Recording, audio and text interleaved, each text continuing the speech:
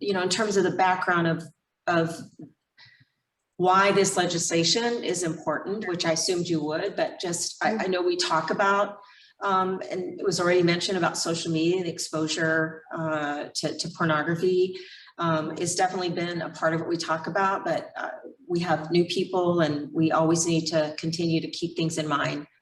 Sure, sure.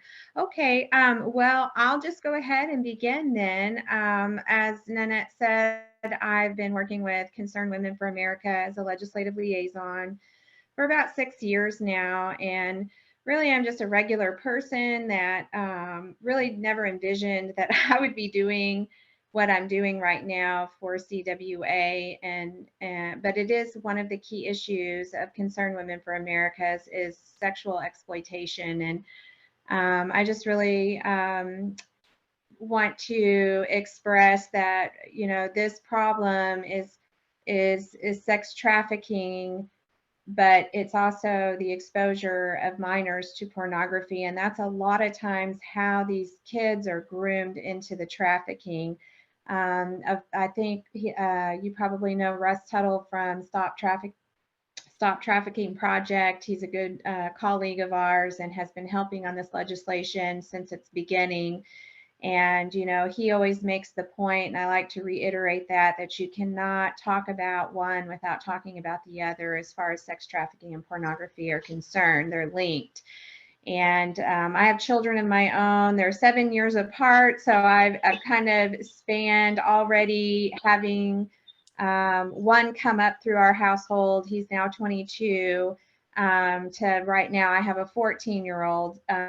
So I've experienced issues with internet accessibility to pornography with both of my kids, and they're both good kids. And I don't want to give anyone the impression that I have, kids that are not normal or, good kids. They are, but it's so prolific and accessible out there to kids that we're really seeing that this has become an epidemic. So I just feel like with my life experiences and what's happened in my own family and how we've been having to deal with this issue over the years, that I have just really felt that this is really a top issue.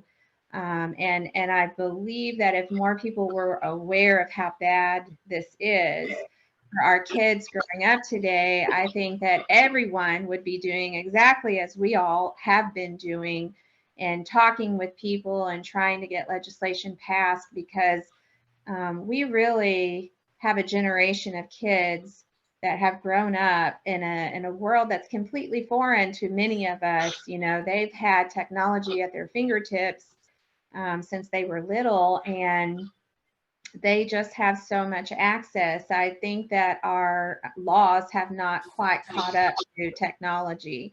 In fact, I learned that it is already, and I think I always knew this, but I actually looked it up in the Missouri Code, that it's already actually against the law in Missouri to expose minors to pornography. But we have not ever updated that law to include the internet. So talking about the Protect Young Minds Online Act, just briefly to overview, it would require internet service providers to apply a blanket filter to all customer accounts. So we already know that you have to be 18 to enter into a contract with the internet service provider to establish that service for your household or your business. And so we don't really need to deal with age verification there. That's already established in that they've entered into this legal contract that they're going to pay for these services to have internet access. And so what we've done is we've taken advantage of that.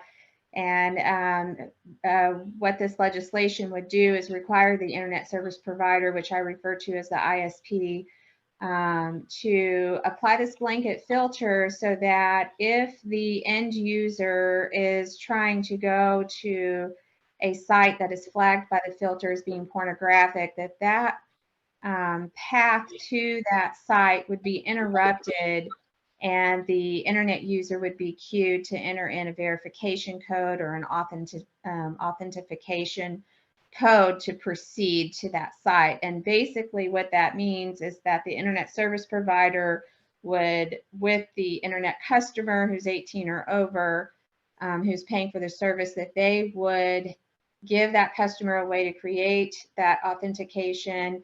That customer could share that with anyone that is allowed to use their internet service. So the burden of who they share that with, are they verifying that they're 18, that would be on the customer and not really on the internet service provider. Once they've provided the customer a way to create their authentication, then the ISP has done what they're supposed to do. They've applied the filter, they've, given that customer a way to create that password. And now the burden is on the customer to follow the Missouri law, not to share that password with anyone who's under 18, because with that password, they can override the filter and go on and get to the website. So basically, our main goal here is to protect minors from being able to just go anywhere on the internet and access pornography online, which they've been able to do since we've had the internet. I heard someone, I talked to a tech expert recently, refer to these as digital doorways. And I really like that phrase because it really does depict what's going on. They're able to go through these digital doorways and find the most obscene pornography, and that has had an impact on these kids. And we'll talk more about that in just a moment. But this piece of legislation that we have here in Missouri is unique. It's not anywhere else in the United States or in the world that I know of, or that anyone I've talked to knows of. I've spoken with the National Center for Sexual Exploitation, NCOSE, and they are not aware of any other legislation that's ever been put forward anywhere that takes the approach that this one does. I like to tell people, well, the traditional approach to filtering has always been the burdens on the family or the person that has the internet account to put that filter on there.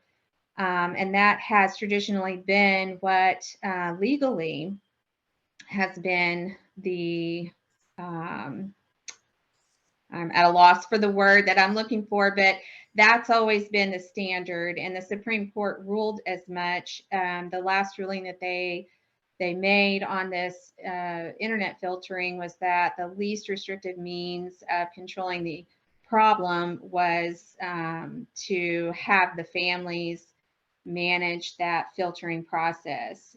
Well, when I've spoken with the legal team at NCOSE, they have agreed with me that since that ruling, the problem has grown exponentially. And so we know that that is not the least restrictive means to controlling the problem. Otherwise, the problem wouldn't be as big as it is today. So if we could advance to the next slide.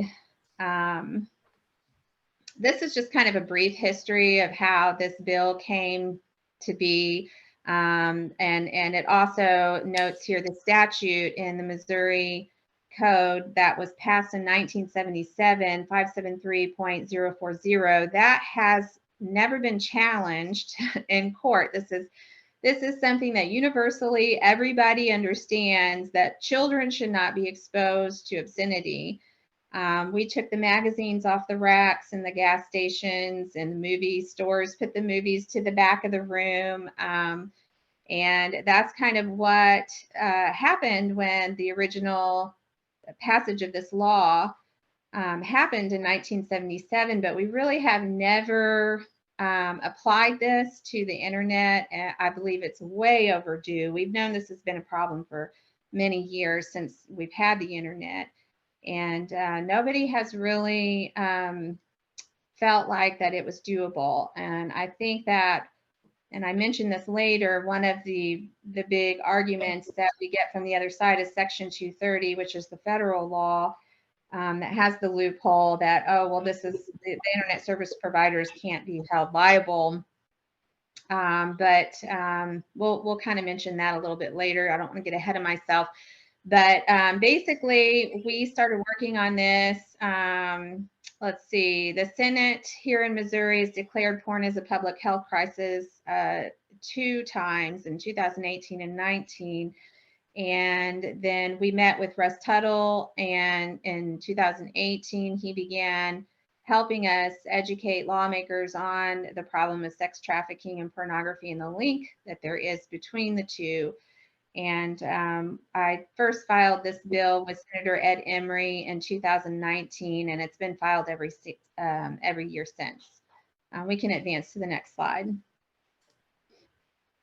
This may be stuff you already know, but I always like to present the information about how bad this problem is. Pornhub is the #1 access point or digital doorway out there for kids to access porn. 6 core areas of criminal content on Pornhub is sex trafficking, child sexual abuse material, rape, incapacitated sexual assault, revenge porn, hidden camera, spy cams. Go ahead and advance to the next slide. Some of these, a lot of parents aren't really aware of, but kids can be contacted by predators through Roblox. Anime has a lot of pornographic material in it. Not all anime, but that's a Japanese kind of venue, and they have traditionally accepted pornography in their anime. And so when you have young kids and they're into anime, you really have to kind of pay attention to what anime they are into. Of course, we know video games and phone apps like YouTube, Snapchat, Netflix, TikTok, all of those that are listed there. Pornography is prevalent. It can be found. Go ahead and advance to the next slide. What's interesting is really just to see these numbers. 150 million people visit Pornhub per day, and 20 to 30% of those users are children, which equals roughly 30 to 45 million kids a day accessing Pornhub. They make $500 million to $1 billion a year. They have lobbyists, big time lobbyists that are keeping things out of the laws to really crack down on this. Go ahead and advance to the next slide. 70% of pornography is accessed by smartphones, and over 90% of pornography contains sexual and verbal abuse toward women. Go ahead and advance.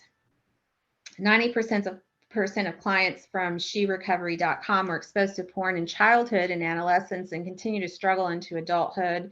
And a 2019 study revealed that teen girls exposed to violent porn, which they define as excessive sexual aggression, were over 1.5 more times to commit dating violence than their non-exposed counterparts. So we're seeing a rise in girls having more sexual aggression and being more promiscuous.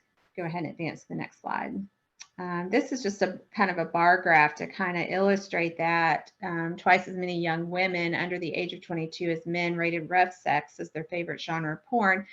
And what all the research is pointing to is that it's because such a high percentage of pornography that's accessed online is that's what they're seeing. Go ahead and advance. The average age initial porn exposure is between 8 and 11 years old. That number can change a little bit with whoever is reporting that. I do believe this is probably pretty accurate for an average age. We know that there are kids much younger than 8 being exposed to pornography, and kids, older than 11, but this is probably a good average age.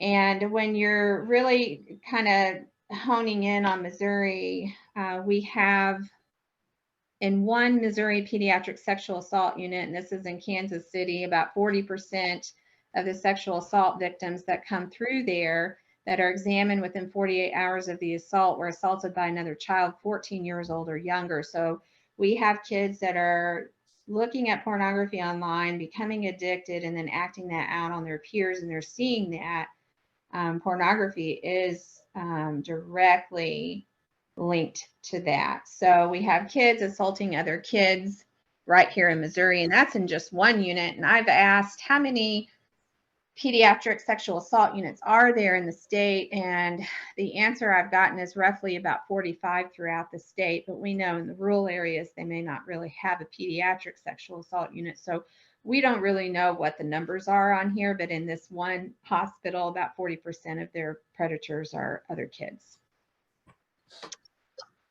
This comes from Stop Trafficking Project. The thing I'll point out about this is that when they go to the schools throughout the state and they educate kids on the dangers of social media and online activities, they are reporting that about 45% of the youth that they've talked to have admitted that they viewed pornography. And I will say that one thing that they do ask the kids is either have they met someone in person that they first met online, or if they and have they sent a nude photo of themselves to another person. And they're really seeing a lot of kids answering yes to that question. They go and they speak to kids as young as 5th grade all the way up through 12th grade. As they get older, the percentages go higher. You can go ahead and advance to the next slide. So what is porn today? That's a lot of things. I've listed here gagging with the penis, incest, rough anal penetration, verbal and racial abuse, torture, ejaculation into the mouth or on the face, suffocation, spitting, anus to mouth interaction, hair pulling, rape. This is not all encompassing. This is just the tip of the iceberg of what these kids, and remember that some of these kids are very young that have access to this online. In fact, I spoke with a woman from St. Charles. I don't know, this is last year when we were getting this information out and trying to get the bill passed last session earlier this year. And I had a woman contact me. She heard what we were trying to do, and she said, I'd like to help. Is there anything that I can do? She said that her son had another friend, 2nd grade, lived across the street, and they would play together. And one day when he came back from playing with his friend at his house, he had said in not so many words that his friend had touched him inappropriately. And when they investigated, they found that child, the neighbor child, had been looking at pornography online. So there's an example of the kids are accessing this stuff online. They're seeing it, and then they're acting it out on their peers. 2nd grade, so very, very young kids. When I told her, I would love to have her talk with her state representative, her senator, maybe even testify, or even just send in written testimony to the hearing. She had concerns. Her and her husband actually declined doing any of that because they didn't want to expose their kid. They wanted to protect his privacy. And I understand that. And that's the problem that we're running into with a lot of people. They are in a lot of families, and I testify to this in the hearings, that, I represent so many mothers, fathers out there that are dealing with, things that are a direct result from kids having that easy access to online pornography, but they don't want to come and talk about it in, the House of Representatives or the Senate here in Missouri, because everything is public information and they are trying to protect the identities of their children, their family. And so, this is a huge problem that nobody's talking about because everybody's trying to protect their kids. And I sympathize and I understand it. I am also a parent who has had struggles in our family with this very topic, but Somebody's got to stand up. Somebody's got to let them know so that they can then act and pass something like the Protect Young Minds Online Act. Go ahead and advance to the next slide. I'm getting a little bit off. So what is porn today? 94% of the recipients of violence were women. 95% of the violence was received neutrally or with pleasure. The source for that is cited there. The thing I want to point out about this is that are these women who are the recipients of violence, are they really neutral about this or receiving it with pleasure? Well, of course they're not. They're either drugged up or they're acting because they need the money that they're receiving from, the production that they're in. This is not something that is an accurate portrayal of what they're feeling inside as these acts are being committed against them and filmed. But to young children, when they're seeing this, this is portraying this behavior as being normal or okay. And so that's why we're seeing the rise of, especially these young women who are becoming more sexually aggressive because this is what they think sex is. They're receiving this information as this is normal. Go ahead and advance to the next slide. I want to point out this choking sexual strangulation because it is the fastest growing area of crime right now. Go ahead and advance to the next slide. It's referred to as the edge of homicide. For women who are strangled by their partners, their risk of future homicide increases 7-fold. More victims or most victims do not report this to healthcare providers that they see. I want to point out that the point of asphyxiation takes only 4 seconds. So it takes more pressure to open a canned drink than to blow up the jugular vein. So can you really have consent? Go ahead and advance to the next slide. Can you really have consent when you're being strangled during sex? Because consent has to be informed. Well, they may be informed. Do they really know that, though, that it only takes 4 seconds and they could be done? They could be dead. I doubt that. So it's probably not really very informed. But the most important thing about consent is they need to have the capacity to withdraw it at any point. And with that small of a window to withdraw consent, during strangulation, I really don't think that you can have consent. So this is criminal behavior that's going on. Go ahead and advance to the next slide.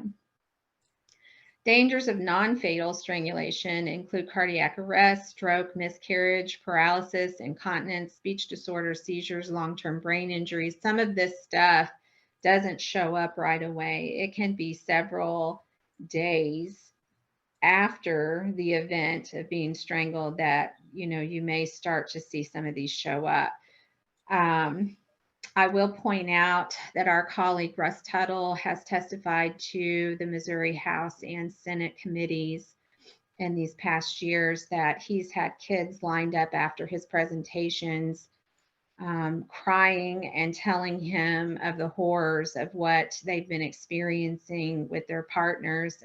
One in particular was a girl in 8th grade who came up to him and moved her shirt away from her neck to show him bruising around her neck because her 8th grade boyfriend had strangled her during sexual intercourse the night before. This is really happening, and it's not just some problem somewhere else. This is happening right here in our own state to our own kids. Go ahead and advance to the next slide. The neuroscience behind pornography, we have ever-growing evidence that this is an addiction problem. Some of the basic, and I'm not a doctor or a nurse, but do have a healthcare background, so I'll try to explain the best I can. There's probably someone on this call that could do a much better job that I'm just going to briefly go over. You have 2 areas in your brain. One is your control center that controls your impulses, and the other one is your pleasure center that really is the I want this or I want that right now. It's the instant gratification area of the brain. Well, when we're all born, we're born with the part of the brain that wants this and I want it right now. The pleasure center is much bigger than the control center that says, oh, this isn't good for me, I shouldn't have it. So this slide is showing you those two areas, the control center, the impulse control center is in the frontal cortex of the brain. And over time, with the brain development, that part of the brain in the frontal cortex grows bigger in a normal development, and the pleasure center, or the I want this impulsive behavior part of the brain, shrinks over time. So it reverses that. So when you're born, the pleasure center is bigger. By the time you're grown, the control center should be bigger. Go ahead and advance to the next slide.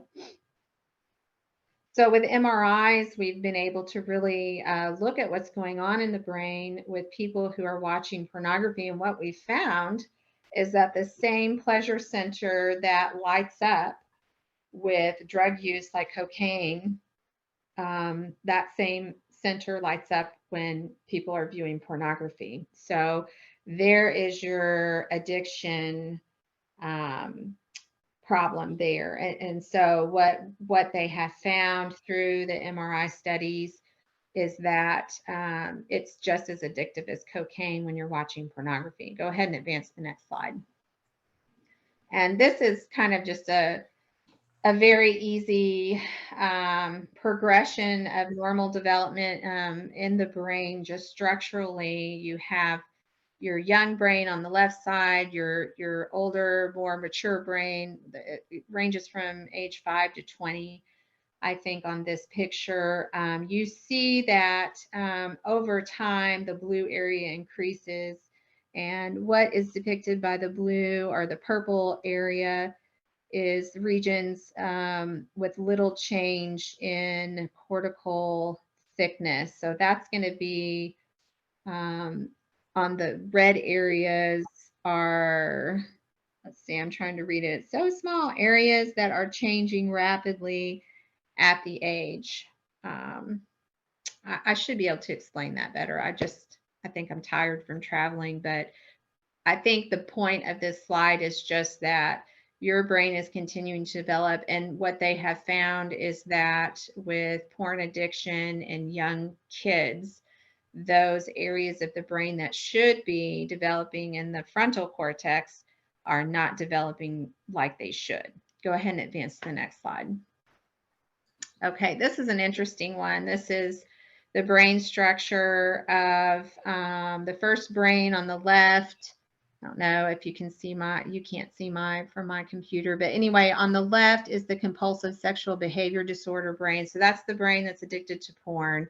In the middle is the alcohol use disorder brain. And on the right is the gambling disorder brain. And if you look really closely, it's kind of hard to see. In the top left corner of each of those brains, the same area is circled with a red circle. Yeah, thank you for doing that. In each of those brains, you can see the gray matter is exactly the same in that frontal cortex. And so in a null brain, it would not look like that. And I think that the message that I want to convey with this picture is that with these addictions, pornography use or pornography addiction is the same in the brain structure as with the alcoholic brain and the gambling brain. Go ahead and advance to the next slide. You can go ahead and advance even to the next slide, because the only points that I want to point out is that PPU, which is pornography, what is it? Go back, I'm sorry. Go back to that. I can't remember what compulsive sexual behavior disorder is, CSBD, and problematic pornography use is PPU. And what this is showing you is the criteria to meet each one of those labels. Go ahead and advance to the next slide. They're the same. They're the same. And the thing that I want to point out is that the compulsive sexual behavior disorder is what we use here in the United States for diagnosis codes. The ICD-11 is like the handbook of diagnoses codes that medical professionals, doctors use to diagnose people. Go back to the previous slide. The PPU is what the World Health Organization uses.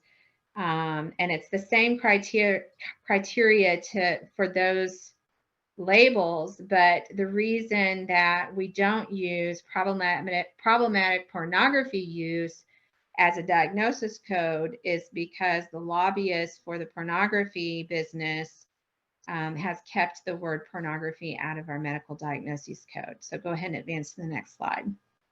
And the next one. That's all I wanted to point out there. So how does the Protect Young Minds Online Act work? Basically, you have your laptop, you have your desktop, you have your phone, you have your access, where your access originates there on the bottom tier of this picture. And you are putting in your website that you want to go to. So you're clicking on something from Pornhub, or there's many other, Pornhub's just the most popular. You're putting that into your device, and then that signal is either going through a cell tower or it's going through the internet service provider. Okay, so you're routed depending on what your connection is to. And at that point, then it goes up to the third level, which is where that signal is going to be resolved. So yes, where you're circling right there. So at that level, that's where it will see, where is this request coming from? Until Dad detects me as I send text message. It's very important. So we are going to, at that point, that's where the interruption will come if something is flagged from the filter as being pornographic. And what I'll say, the easiest way to explain this, because I'm also not a tech person, but I am married to a tech person, is that at that point, we know where that request is coming from. And at that point, we know if it's coming from Missouri. If it's coming from Missouri and we pass this law, at that point, that's where the signal is interrupted, and the user who's requesting that address gets this, and I always explain it as being kind of like a pop-up that says you need to authenticate in order to proceed. And at that point, if the right authentication or password is not put in, then it can't be resolved and the user's just stuck there. So that would be the point where if a child that was trying to access a website, no matter where they were, if they were at home, if they were at McDonald's, if they were, anywhere that had public Wi-Fi, or at their friend's house, it wouldn't matter where they are, they would still get filtered. And if it was pornographic that the filter was flagging, then they would have to put in that access code. And if the person who owns the internet account has not shared that with them, then they can't go any further. And if they have the permission from the person who owns the internet access, who has the account with the internet service provider, then they can override that and it will take them where they requested to go. Okay, go ahead and advance. So these are the specifics about authentication. I did send Nanette a handout that she can email out to you guys if you want. It kind of goes over this. I think we're about to run out of time, and I still have a short video to show you. So go ahead and let's advance. Some of the arguments that, okay, go back one. Some of the arguments we've had, well, what about privacy? Well, in the bill, it does state that internet service providers are not allowed to use any information about passwords and the usage of passwords except to create, recover, or maintain a password for a customer. They're not allowed to track how you're using the password, when you're using it. There's only one password per account, so there's no way that anyone could even know if your password is being used by you or someone else that you've given it to. So privacy really isn't an issue, but we've had lawmakers bring this up as a concern. Our response has always been, if somebody wants to know what you're doing online, they can already find that out. I think Google is pretty aware of what everybody's doing online anyway, but this bill does not make that process any easier.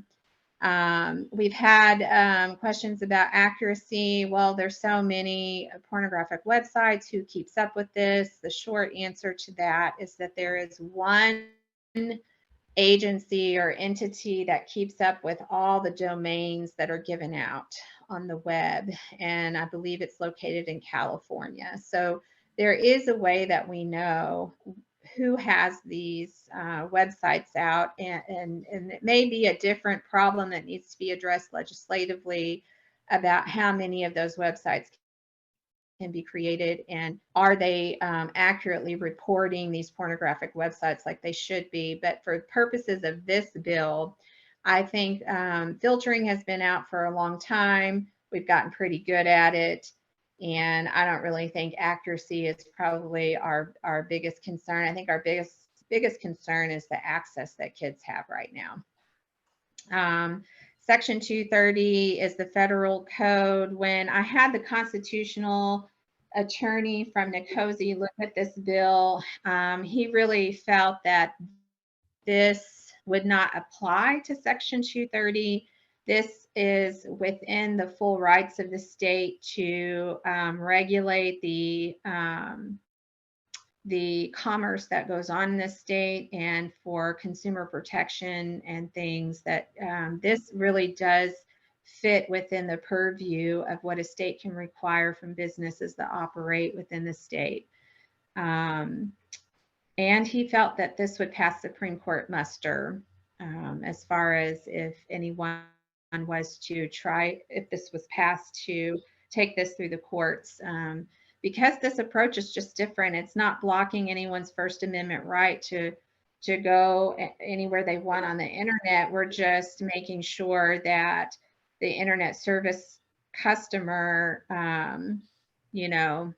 has that filter in place already so that minors can't be using it to view pornography. Go ahead and advance to the next slide. What can you do? You can be engaged with what your kids are doing online, set limits and boundaries for the internet and phone use. Don't assume your kids won't visit or create an account on apps like OnlyFans. They believe it's a social media app. Check up on your kids' devices regularly. Even if you trust them, you own the device and the internet connection, so it's your responsibility to make sure it's being used properly. Don't assume that your kids understand the dangers of meeting someone in person that they first met online. They're growing up in a totally different world where technology is forefront. Make sure your kids know that they can turn to you for help, or tell them where they can get help from somewhere else if they need it. Go ahead and advance to the next slide. What you can do is you can pray for the children of this state and this country and for the legislation to be passed. You can join CWA, of course, to help us in our efforts. You don't have to join to help us in our efforts, but that is an option. You can write to your state senator or your state representative, call your state senator or state representative, tell other people about our bill, testify in a hearing, schedule a presentation for a friend's area to cover more territory. So I'm always happy to travel. I'm sure you guys are already familiar with the state website. This is how you can submit testimony. You can go to their website and you can look up when they're having committee hearings. You can submit online witness testimony there. Go ahead and advance to the next slide. That's just an example of the form. Go ahead and advance. Again, just easy to do it online. If I would have any advice, I would say if you guys have opportunities to go and speak with legislators, I'd like you to target leadership for this session. Speaker Rob Vescovo, that's his information. Go ahead and advance. We also have the majority floor leader, which is Dean Flocker. Without these guys supporting it, it will be very difficult to get this all the way to the floor for a vote. Go ahead and advance to the next slide. Representative Phil Cristofanelli. So our legislation has passed both committees in both chambers. This past session, it went through Commerce Committee in the Senate, General Laws in the House. It stopped in the House at Phil Cristofanelli's Committee for Rules. He did not bring it up for a vote in his committee, so we need to contact him. Okay, go ahead and advance. On the Senate side, we have Dave Schatz, who is the president pro tem of the Senate. When it passed Commerce Committee, he gave me his word that he believed it needed to be debated on the floor of the Senate, yet it never got on the calendar. So we need to probably be speaking with him about getting it onto the calendar in 2022, because I believe once it goes on the floor to be debated, it will be passed. I don't believe any of our office holders in Missouri are going to want to go on record against legislation to protect kids from pornography, especially when it's already against the law. Go ahead and advance to the next slide. Senator Caleb Rowden, he's the majority floor leader. This is a really important position in both chambers because the majority floor leader has the power to bring it up for debate on the floor, and they also can end debate. So pretty important person there. I do believe Caleb Rowden would be pretty supportive, but he needs to know, and I think that's you guys as senator. So you guys have a lot of influence with him. I think he really needs to know this is a priority. Go ahead and advance to the next. Senator Bill White's probably our biggest opponent in the Senate. He really was very vocally outspoken against this legislation. I could give you a lot of things that he said, but I don't want to give up on him, but he is adamantly against this bill. He does not believe that we need to pass any such legislation. So we need to probably, if you have a relationship with him, begin talking with him. Go ahead and advance to the next slide. There is a study out of Denmark. It's supposed to come out last month. But I thought this was really interesting that they asked 15 to 18-year-old youth how they were and where they were first exposed, and 51% of them replied just out of curiosity. These kids are just going online and finding these things. Go ahead and advance to the next slide. Only 18% of 11 to 13-year-olds who watch porn sought it out intentionally, and this means that 82% of them came across online porn by accident. This bill is not going to be 100% preventative from kids being able to access porn online. There's always going to be ways for kids to get through this. But this would really significantly reduce those that are getting accidentally exposed, which is a lot. Even by this statistic, you can see that. And the Denmark study that I mentioned, this is the first really thorough study that's been done in the world on youth accessing pornography and being addicted to it. So if you don't know anything about that study, I would encourage you to look that up. Okay, go ahead and advance to the next slide. I think we're pretty much done. I'd like to show a video. I'm so sorry I went over my time. I would ask that we not record, and I'll share my screen to show you this video. This is from Erin.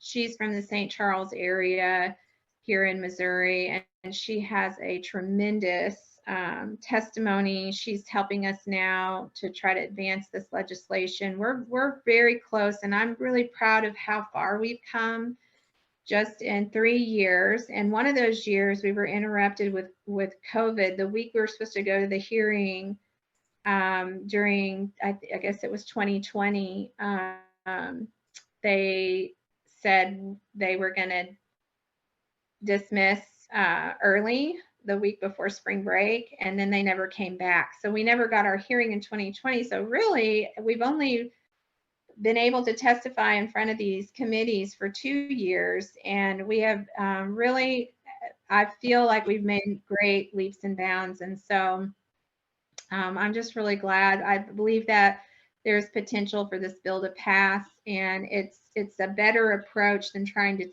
to change manufacturers from, like I think what in Utah they just passed that they would require manufacturers of cell phones and laptops to change the way that they're manufacturing those devices to have a filter.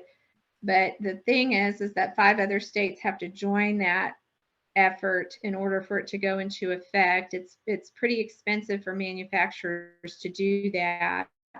and you can turn that filter off. And we know that kids are a lot more savvy than parents are. And so I really just, I feel like that approach, that's the traditional approach we've always tried to take. It really, I don't think would be as effective as this approach of just having the filter applied at the ISP level. The technology's already there. They just have to turn it on. It's really a simple approach, the Protect Young Minds Online Act. And I think as we continue to educate people about that, people see that it really makes sense and it really would be very easy to do. It's cost effective. It doesn't cost the internet service providers, but anywhere from 1 to 3 cents a customer. So, I mean, this is just a no-brainer.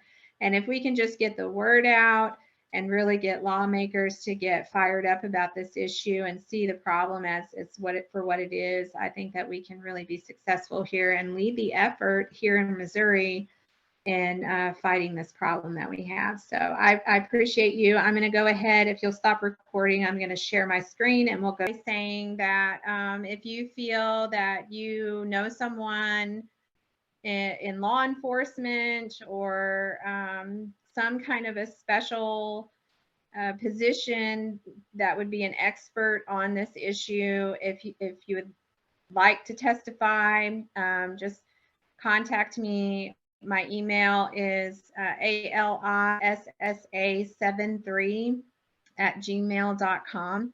I'll put that in the chat. I guess that would be helpful for you guys. Thankfully, I have 2 chairmen in both chambers that are willing to get this legislation up in their hearing as soon as possible in 2022.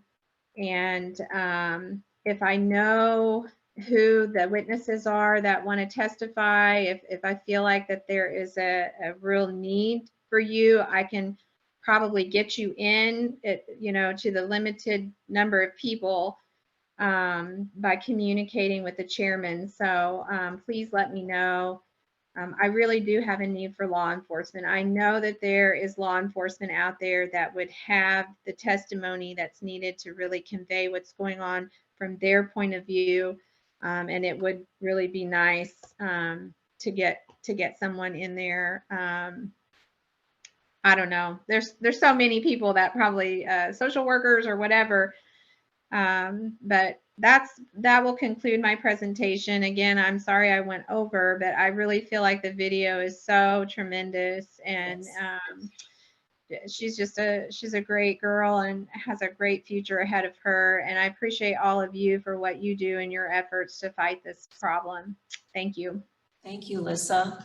Could we check the chat, Loretta, so that we can see if there's questions or comments for Lissa, information that people were asking about.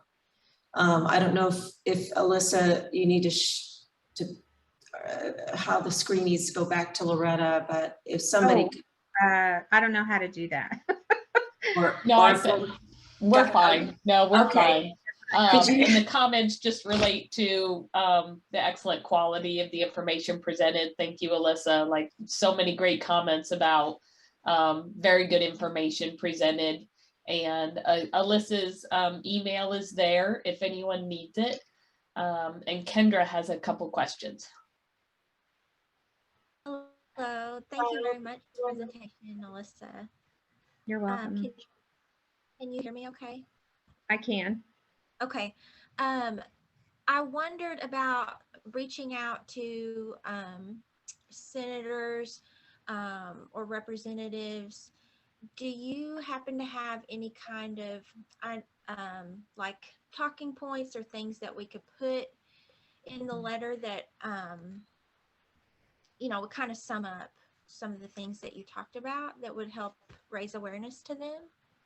Well, there is the talking points handout that it can be emailed out to you from Nanette. I think that would probably be really helpful. I think personal testimony and just, what your experience is with this issue, and just communicating from a personal perspective why you care, or why you feel like Missouri needs this legislation to be passed and for it to be a priority is sufficient. I think that once we get our bill numbers, and that is something that I don't have yet for this coming session, our bill sponsors are Rick Bratton in the Senate and Doug Ritchie in the House. I got confirmation last night that Senator Bratton has filed it. He's pre-filed it, but it's not showing up with the bill number yet. And we've reached out to Doug Ritchie. He has previously said that he is going to sponsor it again, but we haven't yet got confirmation it's been pre-filed yet. So once those are filed and they have their bill numbers, that would probably be the best time to be contacting legislators. That way you can give them specific bill numbers. And I can be in communication with Nanette too whenever I get those, that she can update you guys on that as well. But I'm looking for the hearings to happen. Really, I guess if you can either show up at the hearing so they can see that people are paying attention. I know that's not always easy to do, especially if you work, but an online testimony to fill out with your personal testimony of why you support the bill. That's always helpful because it really shows the legislators that people in Missouri do care about this and that they do want them to do something on it. So that would be my advice. It does And make you a can get points to kind of help you be able to verbalize more about the bill, but yes. Okay. It does make a difference to show up at the hearings, and if you can't, to submit those personal testimonies. So if you want to make sure you put your email and address and your name in the chat box, then we'll hang on to that and make sure that you get the handout that Alissa is referring to. Okay. And then my other question, you mentioned one of the men that you listed, lawmakers, was not supportive of this bill, and so I wondered what reasoning he might have, or if you know that. I was just curious about that. Yeah. Senator White in the Senate hearing this past session, I will tell you that what he said in the hearing, in the public hearing, were things like privacy would be an issue. He used the example of if he wanted to run for another term in the Senate, and that this bill would make it easier for his opponents to see what he was looking at online, and if they saw he was looking at pornography, they could use it against him, and then he might not win his election. That was his words and his analogy for being against the bill.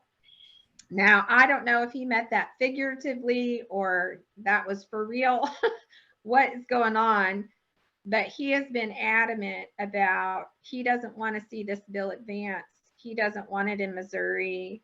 He's also made comments about how it's not technically or technologically possible, even though I have an internet expert that sits in the hearings every year and testifies how it is done. I don't know. He's just every single thing he can think of to be against it. He's against it. Okay. I don't know if we can change his mind or his heart, but I have spoken to some of his constituents here in Missouri, and I've let them know what he said. So. Okay. Thank you very much. Yeah, you're welcome. Thanks for your questions, everyone. And thanks, Alissa, of course. And you can see people who know that this is important enough. We hang in there with our speakers, so it's okay. Thank you, everyone, for doing that. If there are no other questions, and I see Kendra, thanks for your email. Loretta will hang on. Anyone else who needed it or would like it? We all need it. We have to make that effort to use it in some way to advocate, present this issue to the legislators that we have from wherever we're from. Thank you, everyone. The next meeting will be the first Thursday of January. There'll be lots of things and human trafficking prevention month.